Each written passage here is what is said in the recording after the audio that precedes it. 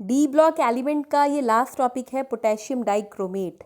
सबसे पहले potassium dichromate का क्या फॉर्मूला होता है उसको हम K2Cr2O7 के फॉर्मूला से लिखते हैं। ठीक है, अब यहाँ पे सबसे इम्पॉर्टेंट चीज़ कि भाई पोटेशियम डाइक्रोमेट का कलर क्या होता है। तो दिस इज़ वेरी इंपॉर्टेंट कि पोटेशियम डाइक्रोमेट का कलर ऑरेंज कलर का होता है, राइट। अब बात करेंगे कि K2Cr2O7 में क्रोमियम जो है यहाँ पे उसका ऑक्सीडेशन स्टेट यहाँ पे क्या है, तो +6 ऑक्सीडेशन स्टेट पे क्रोमियम होता है। And the third is very important thing that potassium dichromate जो होता है एक बहुत अच्छा ऑक्सीडाइजिंग एजेंट होता है, right. Fourth point is that potassium dichromate के बारे में कि इसका स्ट्रक्चर इज़ वेरी इंपॉर्टेंट। तो स्ट्रक्चर आपके एनसीईआरटी में बना हुआ है, तो इसको आप लोग एक बार देख लीजिएगा, बहुत अच्छे से उसमें स्ट्रक्चर बनाया है। ठीक है, चलिए अब आप चलते हैं आगे। अब हम देखेंगे इसकी प्रिपरेशन के बारे में कि भाई इसकी प्रिपरेशन होती कैसे है। तो यहाँ पे एक रिएक्शन देखो, सबसे पहले कि इसकी जो प्रिपरेशन होती है वो क्रोमाइट ओर से होती है। ठीक है, तो कैसे होती है क्रोमाइट ओर से, हम वो देखते हैं। देखिए यहाँ पे FeCr2O4, राइट, यहाँ पे हमने लिया। अब यहाँ पे देखो Fe+2 पे है, अगर बात करें क्रोमियम की +6 ऑक्सीजन -8। ठीक है, तो ये इसका ऑक्सीडेशन इस तरह मेंशन है। रिएक्शन देखिए, अगर हम FeCr2O4 को लेते हैं प्लस NaOH के साथ, ठीक है, या Na2CO3 के साथ, ठीक है, प्लस ऑक्सीजन अगर हम इसमें ऐड करते हैं, मतलब दिस 3 आर द रिएक्टेंट, तो प्रोडक्ट क्या मिलता है हमें, Na2Cr2O4 मिलता है plus Fe2O3 plus CO2 carbon dioxide मिलता है। ठीक है, तो ये तो क्रोमाइट ओर से हो गया, किस तरीके से क्रोमाइट ओर से हमें ये रिएक्शन करवाते हैं। ठीक है, अब चलते हैं आगे देखते हैं। अब देखिए यहाँ पे है कि treatment of chromate with sulphuric acid. अगर हम क्रोमेट को, अभी हम क्रोमेट आयंस की बात कर रहे हैं बच्चों, राइट, तो क्रोमेट की बात कर रहे हैं इसलिए क्योंकि पहले K2Cr पोटेशियम डाइक्रोमेट से पहले हम क्रोमेट को देखेंगे। तो अब अगर हम क्रोमेट को सल्फ्यूरिक एसिड के साथ ट्रीटमेंट कराएंगे तो क्या होगा। तो यहाँ देखो Na2CrO4 लेते हैं, ठीक है, ये येलो कलर का होता है बेसिकली। यहाँ पे हमने मतलब एसिड लगाया, H2SO4 दिया, सल्फ्यूरिक एसिड, तो ये येलो से किस में चेंज हो रहा है, ऑरेंज कलर में चेंज हो रहा है, Na2Cr2O7 बना रहा है, जो कि बहुत ही हाईली सॉल्युबल होता है। अब इस ऑरेंज कलर को हमने KCl से ट्रीट किया, तो क्या हुआ, K2Cr2O7 हमें फाइनली मिल गया। हमें क्या मिला, पोटेशियम डाइक्रोमेट मिला, जो कि एक क्रिस्टल फॉर्म का मिला यहाँ पे हमें, राइट। क्योंकि जब आप देखोगे ना ऑरेंज कलर होता है बिल्कुल क्रिस्टल जैसा, उसको ब्रेक करके बिल्कुल ही ऑरेंज कलर हमें वो दिखता है।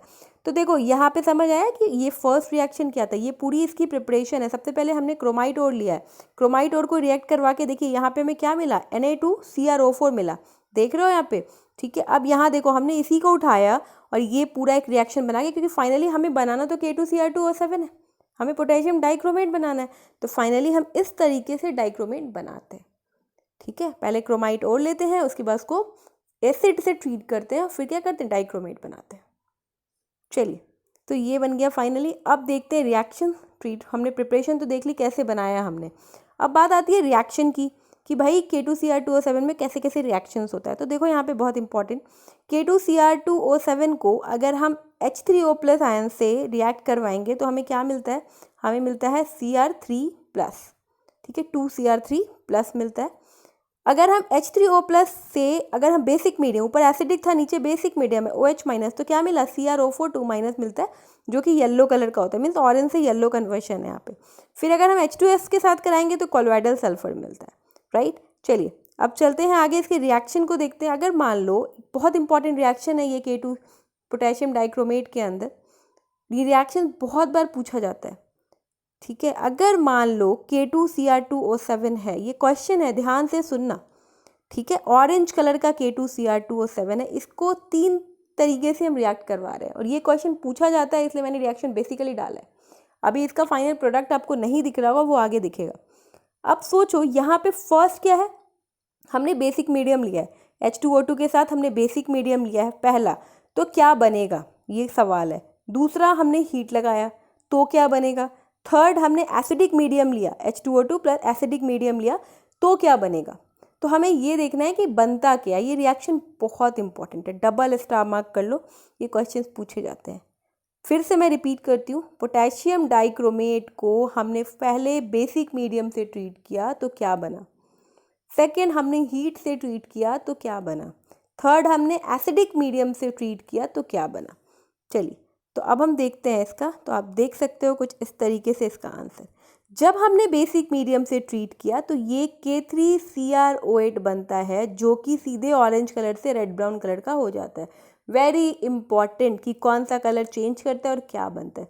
अगर इसको आप बहुत देर छोड़ दोगे, लॉन्ग स्टैंडिंग छोड़ दोगे, तो ये क्या बन जाता है, CrO4 2- ऑटोमेटिकली बन जाता है।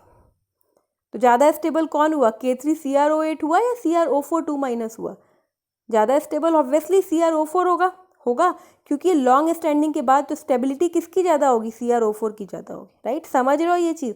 दूसरा, हीट के साथ किया तो क्या बना, K2Cr2O7 को K2CrO4 प्लस Cr2O3 बना, प्लस ऑक्सीजन लिबरेट किया। जो ये Cr2O3 बना वो ग्रीन कलर का यहाँ पे बना हीट करने के बाद।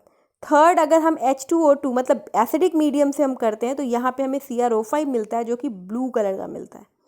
लॉन्ग स्टैंडिंग इस यहाँ भी सेम केस है, अगर आप लंबे टाइम के लिए छोड़ दोगे तो Cr3+ हमें मिलता है।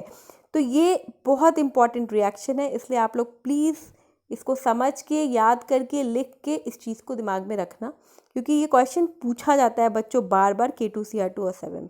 तो ये इसके रिएक्शंस हैं जो मैंने आपको यहाँ पे बता दिया है, ठीक है। और ये जो टॉपिक है इसमें बस इतनी ही चीज़ें पूछी जाती है, कैसे उसका प्रिपरेशन करते हैं, और रिएक्शन बहुत सारे हैं, लेकिन this reaction is very important क्योंकि आपके सिलेबस से ये हट गया है इस बार।